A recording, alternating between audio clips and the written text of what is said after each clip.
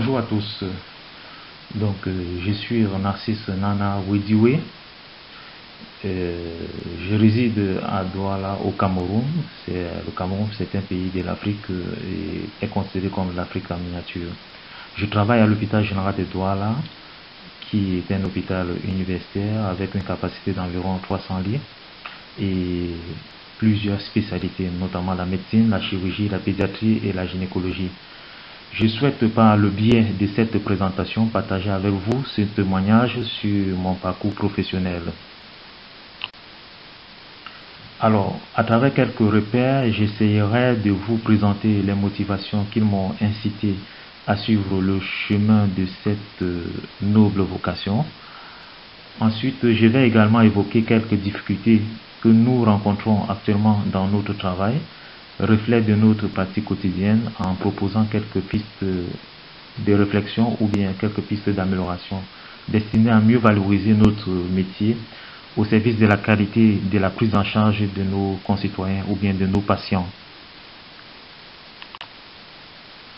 Alors, pour ce qui concerne ma formation, après l'obtention de mon bac scientifique au Cameroun, je me suis expatrié pour poursuivre mes études universitaires au Bénin.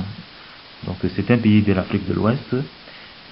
J'étais arrivé donc au Bénin pour faire des études de médecine, mais je n'ai pas pu obtenir une inscription.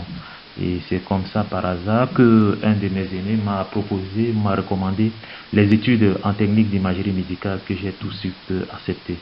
Alors j'ai donc passé le concours pour l'école polytechnique d'Abomey-Calavi et j'obtiens en 2000 mon diplôme de technologue en imagerie médicale. Donc après mon diplôme, je rentre au Cameroun, je travaille donc en tant que manipulateur et ensuite quelques années plus tard et plus précisément en 2008, je m'ennuyais et mon intérêt pour l'informatisation des processus et ingénierie en organisation de l'hôpital m'ont poussé vers un nouveau challenge. C'est comme cela que j'ai pu obtenir une inscription via l'agence universitaire de la francophonie à l'université de Marseille-Aix. Et là-bas, je m'étais inscrit donc en expertise et ingénierie des systèmes d'information en santé. Donc en 2009, j'obtiens ma maîtrise en expertise et ingénierie des systèmes d'information de santé et ensuite en 2010, j'obtiens un master en expertise et ingénierie des systèmes d'information en santé.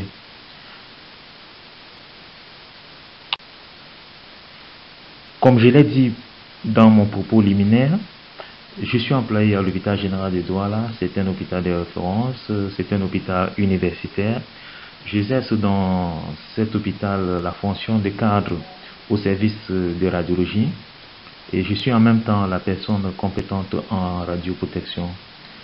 Aujourd'hui, je cumule 20 années d'expérience dans le secteur de la santé et ma fonction est enrichie par de nombreux travaux de consultation auprès des organismes tels que Global Diagnostic, qui est devenu Prism, et en partenariat avec l'école polytechnique fédérale de Lausanne en Suisse, pour contribuer à l'amélioration des prototypes des appareils de radiologie conventionnelle dédiés à l'Afrique. Donc ce sont des appareils qui tiennent compte des spécificités de l'Afrique et des difficultés de l'Afrique, notamment la garantie énergétique qui n'existe pas. Et aussi, j'ai des activités de consultant et d'ingénieur d'application chez de nombreux constructeurs, notamment Hitachi Medical System ou bien Stefanix, pour ne pas être exhaustif. Par ailleurs, j'ai aujourd'hui enrichi mon expérience il y a quelques années avec des activités académiques qui m'ont emmené à donner des cours de physique appliquée à l'imagerie médicale et d'informatique appliquée à l'imagerie médicale à l'université de Ngaoundéré et dans de nombreux instituts au Cameroun en tant qu'enseignant vacataire. Sur le plan associatif, je suis depuis une décennie le président national de l'association du personnel technique en imagerie médicale et radiothérapie du Cameroun, ACPT-IMR. À mon actif, j'ai organisé avec les camarades du bureau de nombreux séminaires et congrès. Et depuis notre accession à ce poste de président, ou bien, nous avons hissé très haut le flambeau de notre association, tant sur le plan national qu'international. Par ailleurs, je suis membre très engagé dans le réseau des associations du personnel technique d'imagerie médicale et de radiothérapie. Et à notre actif,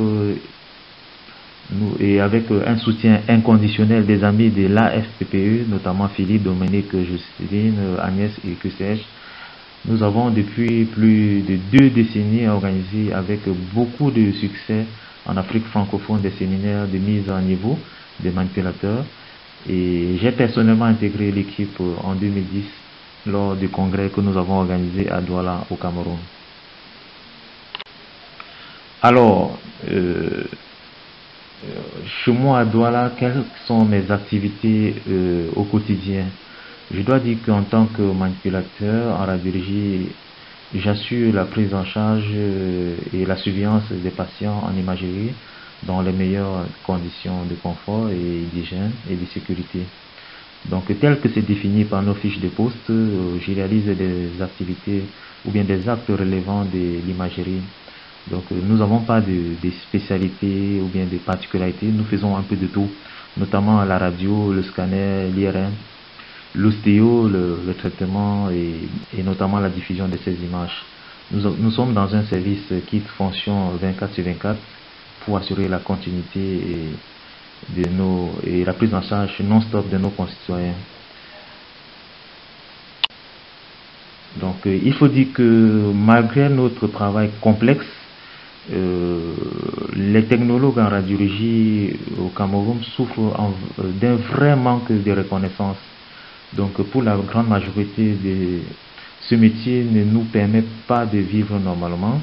Actuellement, nous sommes plus d'1 millier de technologues diplômés au Cameroun.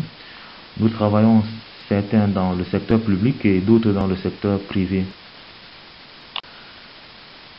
Pour avoir un niveau de vie décent, beaucoup vont avoir un second boulot, ou bien un troisième, voire même un 4e boulot, et d'autres s'expatrient dans les pays, dans les nouveaux Eldorado, ou bien dans les pays du Golfe, et certains vont au Canada pour survivre, parce qu'au Cameroun, ce métier, pour dire vrai,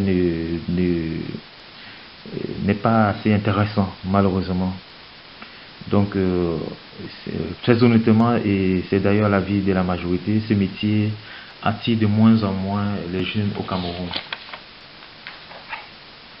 Donc, ceux qui sont un peu plus nantis se considèrent comme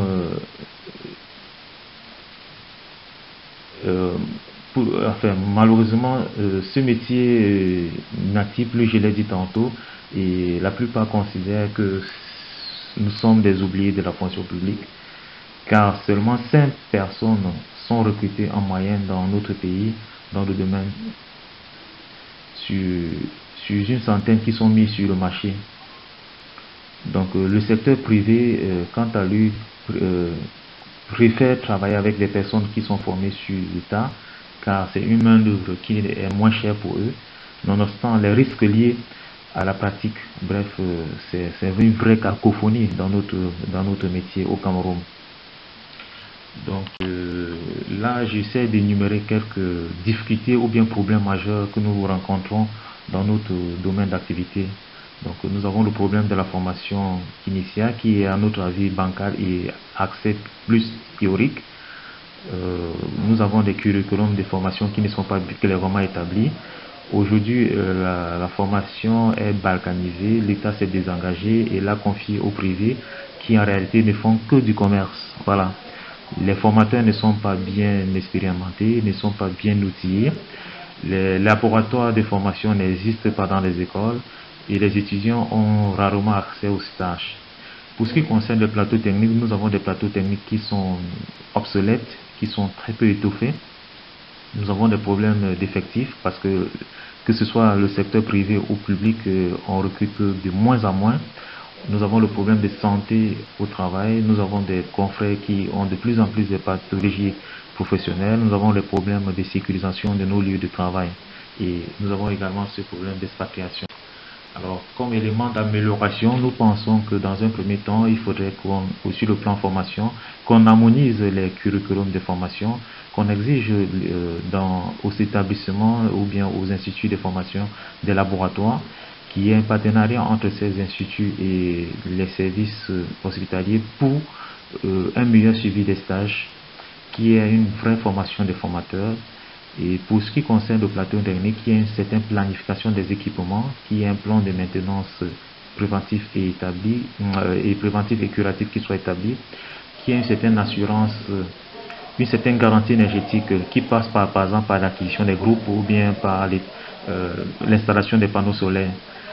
En ce qui concerne le problème de sous-effectifs, il faudrait qu'à un certain moment donné qu'on établisse un ratio minimum manipulateur-patient par une convention ou bien par la loi.